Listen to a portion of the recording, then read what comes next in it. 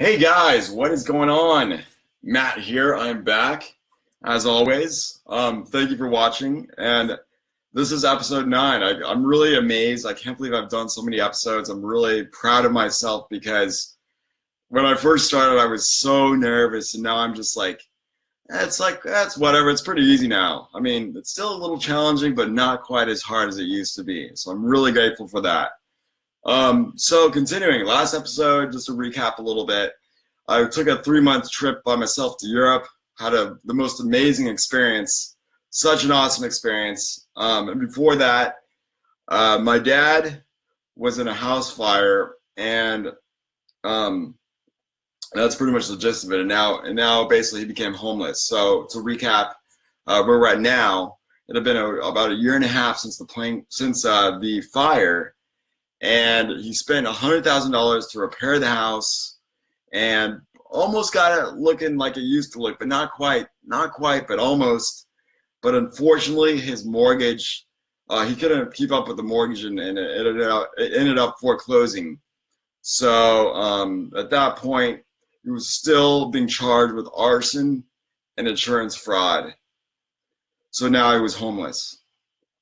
Um, and my dad was suffering from a severe post-traumatic stress disorder at this point, and he didn't even know he was mentally ill. That's the crazy part about it. Like, if you looked at him, you'd be like, man, this guy's a mess.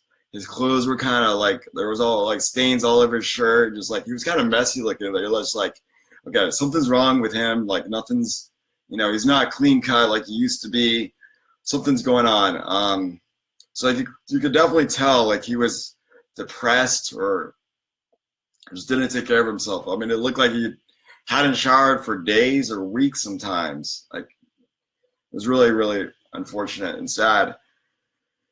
Um, I mean, the crazy thing is, like, he thought he was normal. He didn't even think he was mentally ill. He had no idea, but he was, and everyone else knew he was, or knew something was wrong because, I mean, you just look at him and you're like, okay, something's not right here. Something's wrong up here.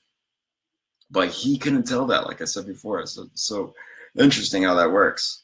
Um, and at this point, he still thought someone was out to kill him or kill our family, like me and my sister, out to get us.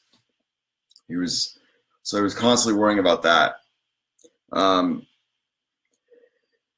all I wanted at this point was I wanted just a normal life. I just wanted to live like a normal life without all this extra stress in my life where I have to worry about my dad and worry like I just wanted a normal parent who would call to check up on me like once a week and ask me how I'm doing, how my week's going, how's college going.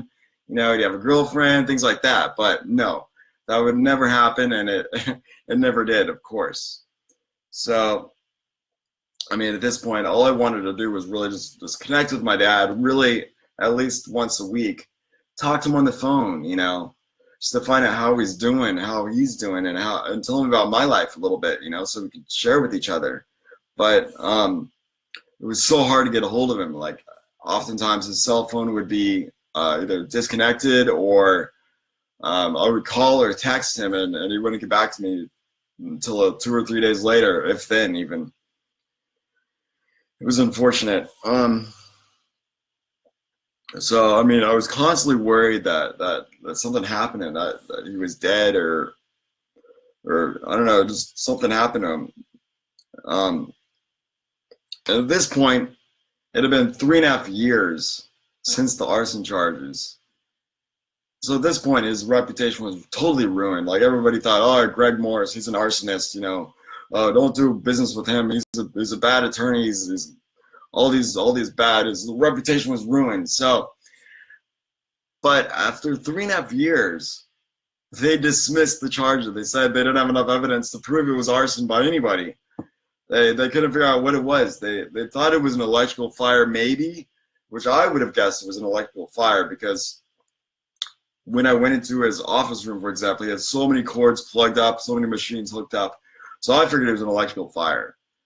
But they couldn't prove anything. They never found out what it was. So they dropped the charges 3.5 years later, after everything was ruined for his reputation. So he had to get out of Fresno. He did not like Fresno, and he was just his reputation, like I said, was ruined. So he was like, I'm out of here. I'm going to San Francisco. San Francisco can be free to be, to start all over. So he did that. And in San Francisco, like I said, he was homeless, but he was happy.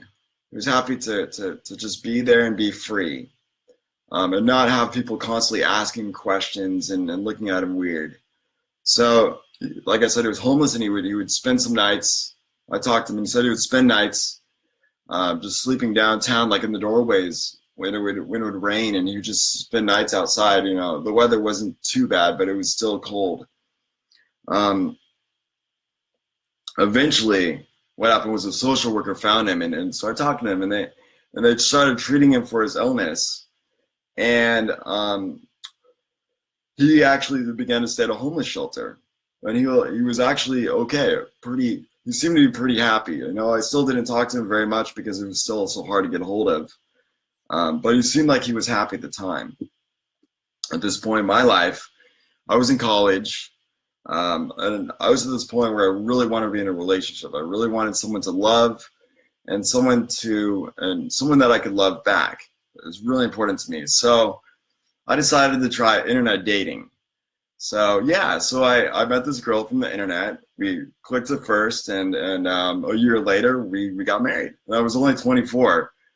So at the time I thought it was great, and then things changed, of course. So basically what happened was my dad was writing, I invited my dad to the wedding, of course, and I wanted him to be there more than anything. I thought it'd be awesome if he was there. So basically he rode his motorcycle. He was riding his motorcycle down from San Francisco down to Fresno, and he gets pulled over, which is, and it ended up that he ended up having an arson out for his arrest because he was being charged with 25 counts of forgeries and theft. Basically, his clients claimed that they did not get paid, even though my dad said that the reason that they didn't get money in their hands was because some of his files and some of the checks got burnt in the fire. But more importantly, the money was dispersed to medical providers.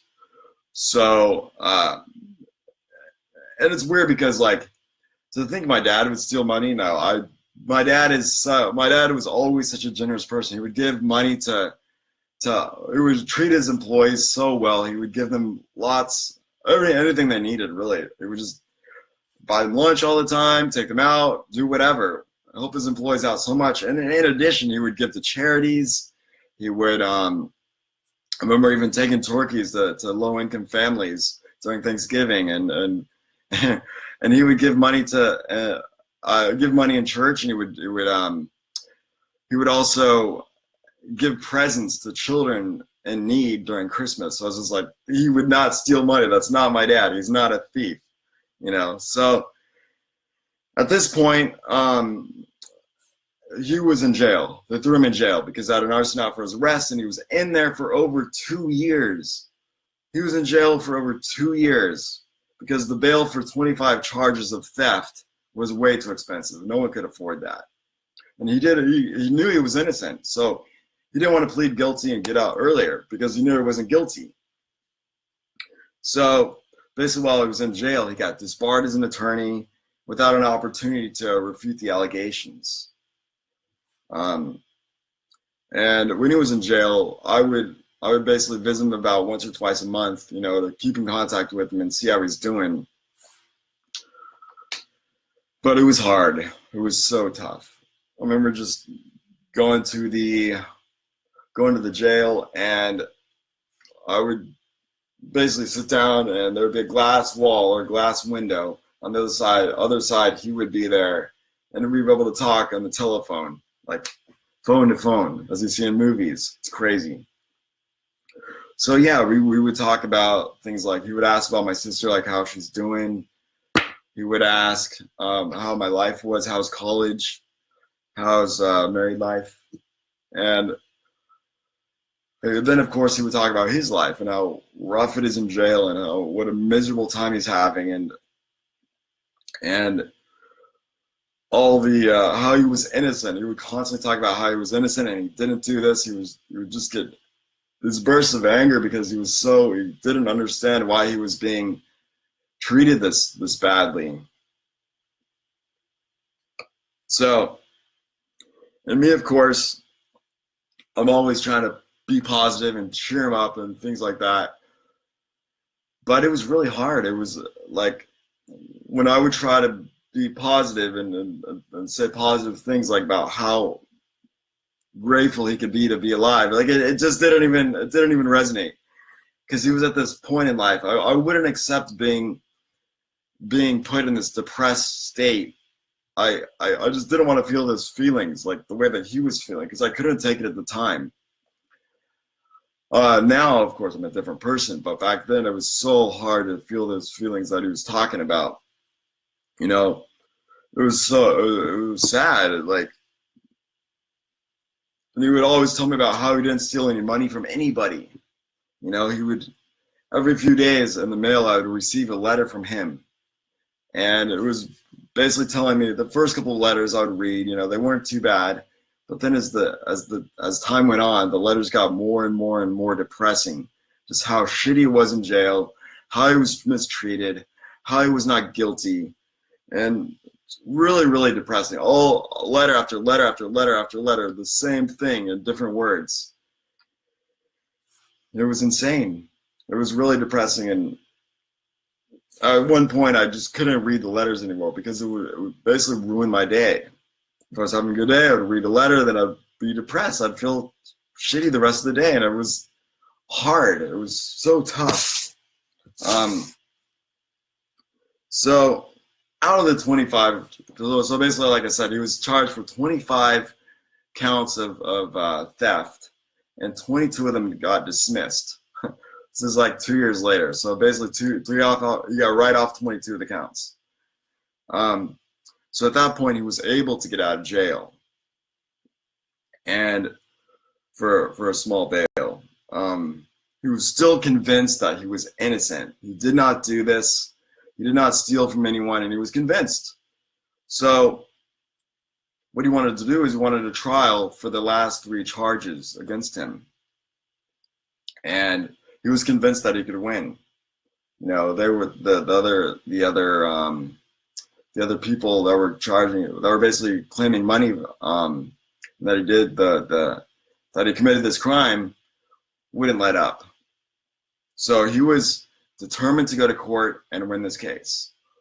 So he was not willing to plead guilty at all. So, you know, I hope the best, and the next episode I'll talk about that one. But at this point, I was having problems with my marriage. It was about 2 years in the marriage. I was having a lot of problems, and we decided to get separated and got divorced.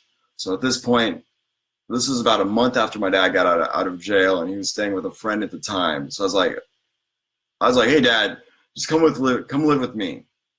Come live with me. You know, it's okay. You know, because at this point I was separated, like I said. And, you know, this would be a good opportunity for me to get to know him and help him out. Hopefully I could make a positive impact on his life and maybe change him. That was my goal.